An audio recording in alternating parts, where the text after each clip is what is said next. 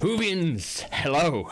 I'm very excited because I have very recently watched the latest Doctor Who episode, the first of 3 60th anniversary specials featuring David Tennant as Doctor 14 and bringing Donna Noble back as well. So this is marvellous. Shall we have a very quick chat about it? Let's roll the credits and we'll get to it.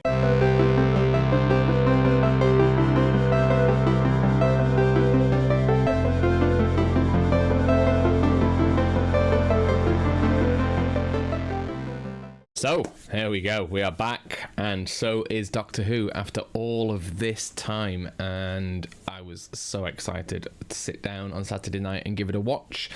And this first episode of The Star Beast is not an original story, it's actually an adaptation of a 1980s comic book by a similar name, Doctor Who and the Star Beast. And whereas that one featured the 4th Doctor, and this one features the 14th, only 10 apart,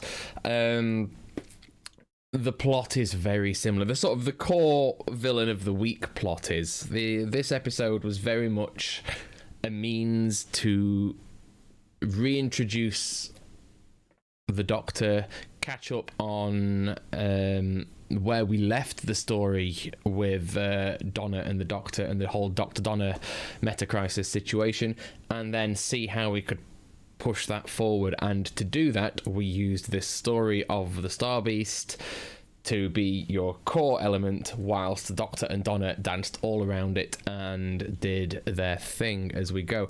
And I thought it was excellent. I mean, as we start and we get this recap that sort of fills us all in so that even new viewers kind of know where we're at and what's going on, that was really good.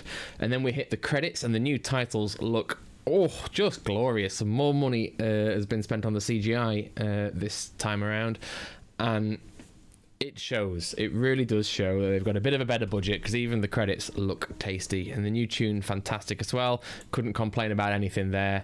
Really enjoyed it. So as I say, this episode was very much a way of weaving the Doctor and Donna back together and putting them in a situation where they had to interact. And this starts immediately, and it's made me smile. The Doctor lands the TARDIS and it materialises in Camden, and immediately he walks out and bumps into somebody, and for the 3rd time in his life he bumps into Donna Noble, and that's it. Straight away, chance and this woman just don't seem to be a thing. It just seems to be an inevitability that the two shall meet at random, and considering all of time and space, how on earth does he keep bumping into her? And it called back to the other 2 times when they just encountered each other. The first time, the runaway bride was a little bit impossible to avoid, and this time it was just a chance meeting, and I really enjoyed that. I thought it was good, and immediately, even though she doesn't know who he is at this point, she's still making little quips about the outfit he's wearing was all right on a younger man, but not necessarily acceptable on someone his age, showing the fact that they're both older than they were. We also at this point meet Donna's daughter, Rose. And the look on the Doctor's face when you hear that name is priceless, absolutely priceless. It's all flooding back from him at this point. All these key names and these key people from his past are suddenly reappearing, and it is just, for him, absolutely nuts.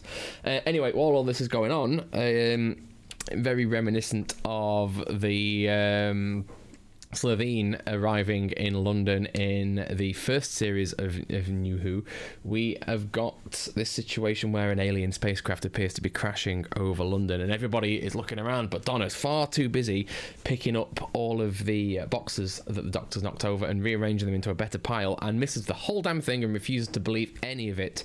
Again, classic Donna, misses the lot, doesn't quite get what everyone else sees, and part of this is her look and the way she observes, and a part of it, I assume, is the fact that her brain is programmed to stop herself from remembering what she's not allowed to remember. And so it's a glorious, the whole thing had me smiling. It has got Russel T Davies' marks all over it. It is beautifully written, it was witty, it was sharp, it was quick, and yeah, I thought the opening, they crammed a lot into the first 7 minutes.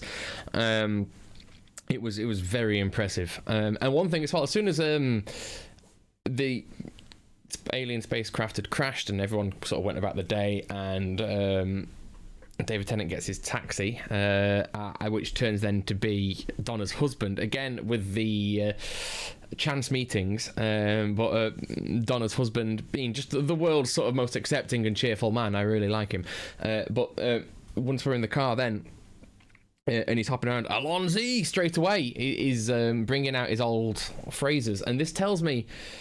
Now, I wondered about whether this Doctor, because obviously he's the 14th, he's not the 10th, he's the 14th with the same face as the 10th, but the same face seems to have brought the same, or mostly the same personality and memories back, because classic phrases jumping straight off of the tongue again that haven't been uttered since he was 10, and this was just, it's so familiar. It's like nothing had gone by, and they acknowledge all the way through that plenty has happened since, but they still...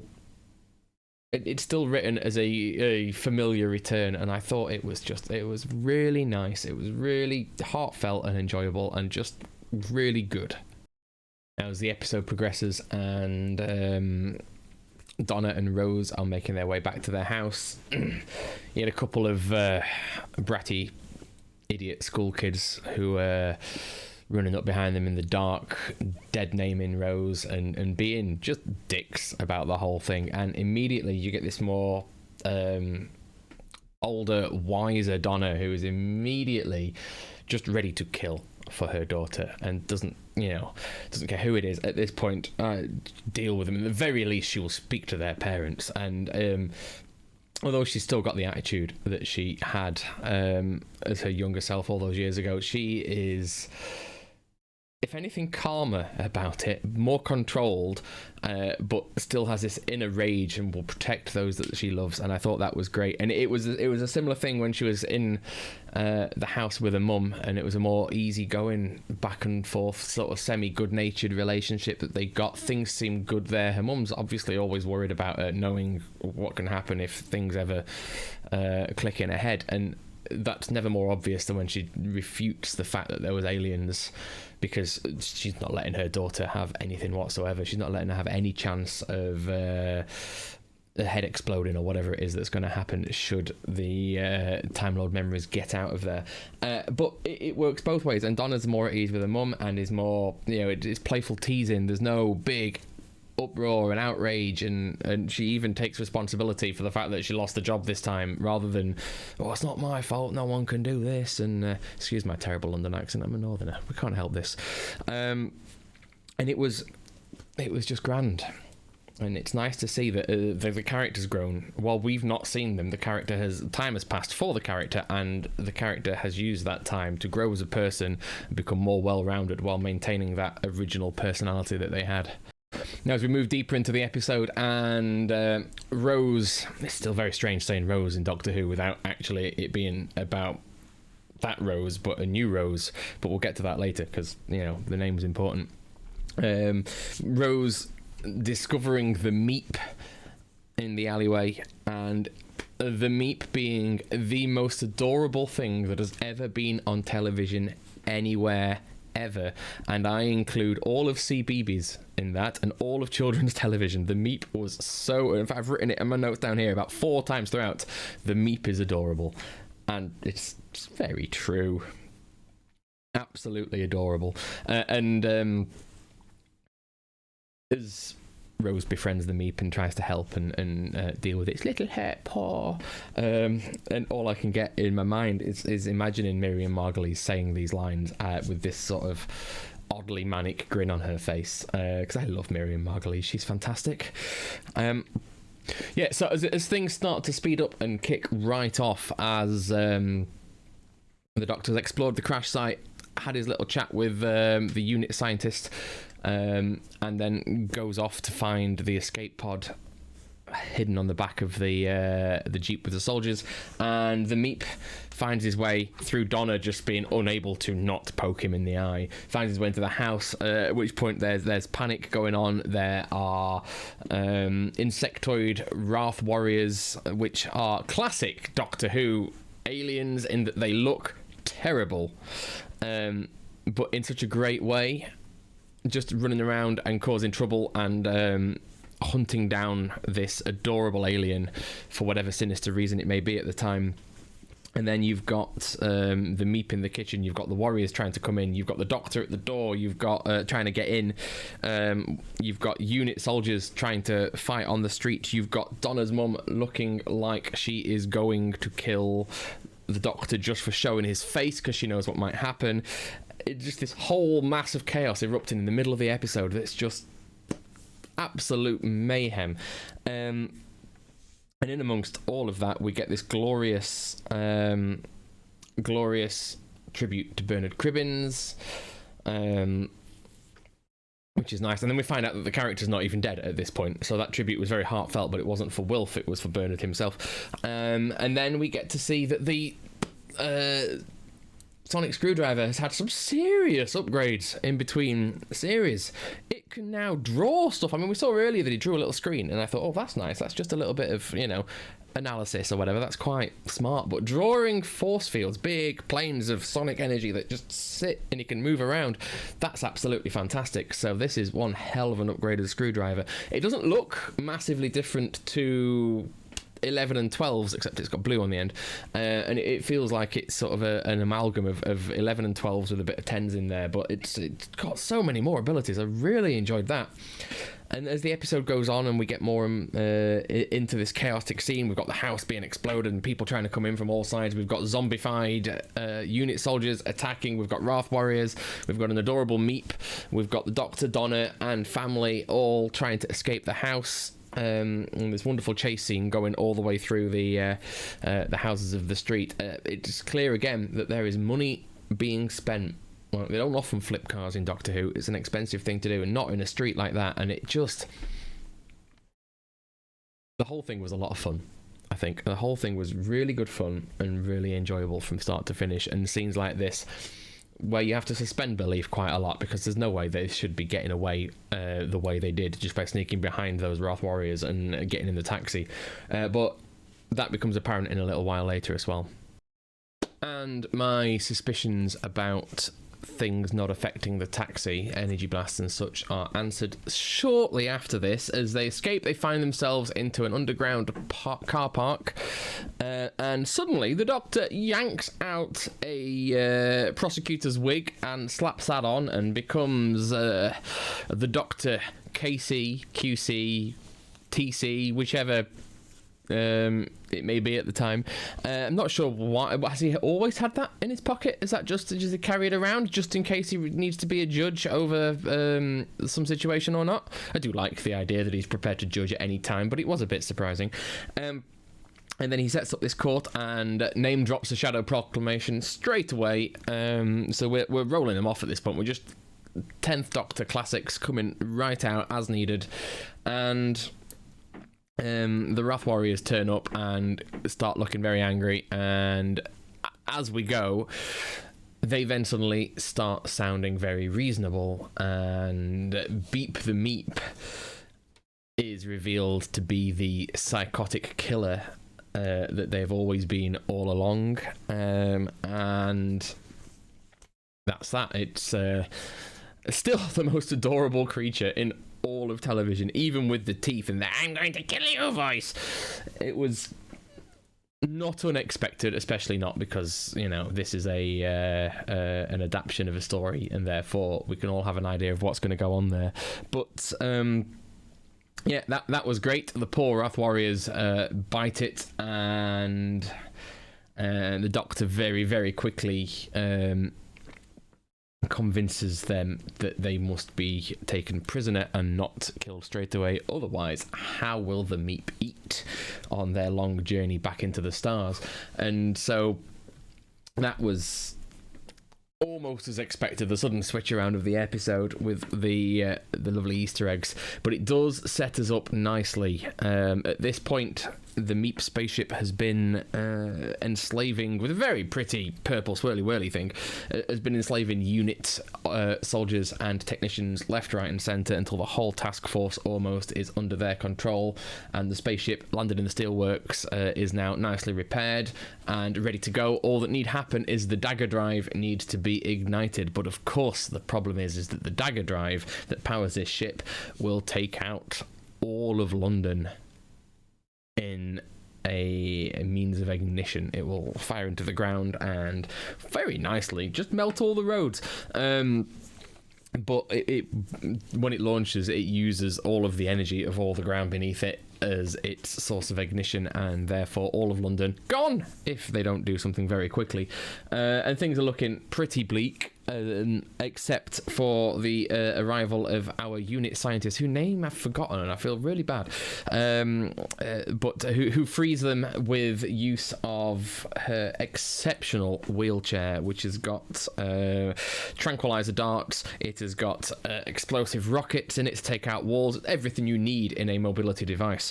And so then the doctor goes off to save the day, and Donna tries to usher her family away, but at the very last minute, something inside her says, "No, you can't. You've got to go and help him. He needs your help." And she calls him the doctor, and she's remembering. And at this point, it's not been mentioned. He's kept it very calm. He's kept it very quiet. He's kept it away from her, so she has no idea. So her memories are fighting back anyway, as it is. And he's doing his best. He's doing his best to try and stop this ship from going off, but nothing works. The only thing he knows he can do in the end, as he's separated from Donna by a wall, almost reminiscent of how he ended up with Wilf trapped in the machine. And when you open the door, the person in the other one will die.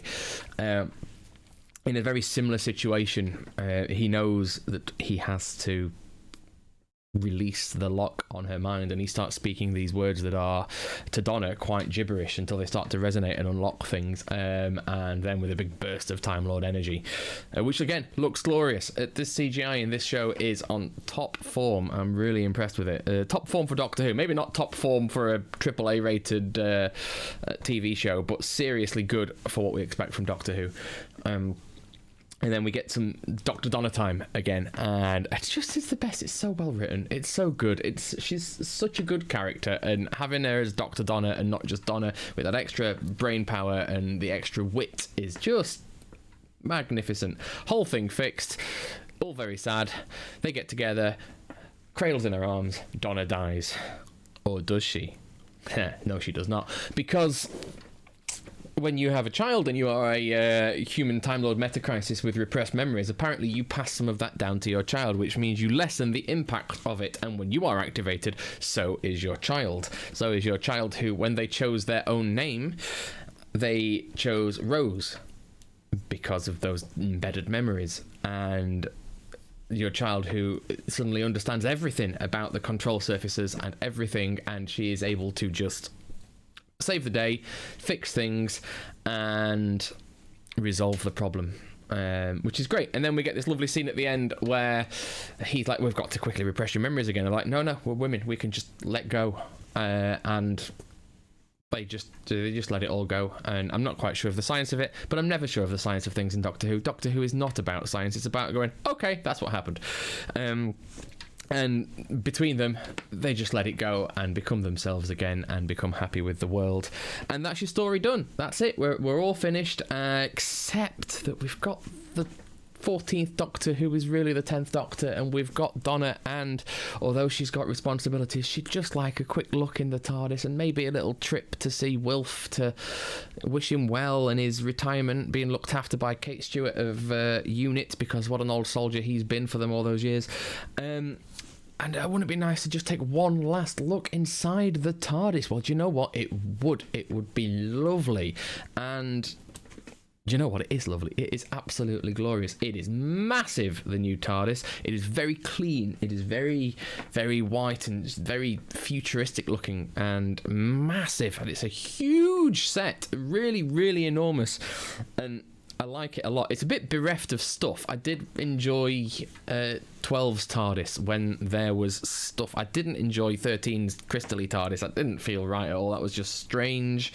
It's far too organic, and although the TARDIS is kind of alive, it's not that kind of alive. It's still a machine, but it's got the time vortex in it, and therefore it's a living machine, and this looks perfect. This was a great thing. It just needs a bit of stuff, but I assume with all the different paths and rooms and everything we've got, that all the stuff will be there. And as always, they do tend to keep the old desktop themes for random episodes that they may need them, and it's always good if they can just get those out of storage as well. But that's great. And then Donna does a Donna and drops a cup of tea in the console, and boof, we're off. And the next episode, Wild Blue Yonder, is going to deal with the repercussions of them being flung somewhere. Interesting things about the next episode.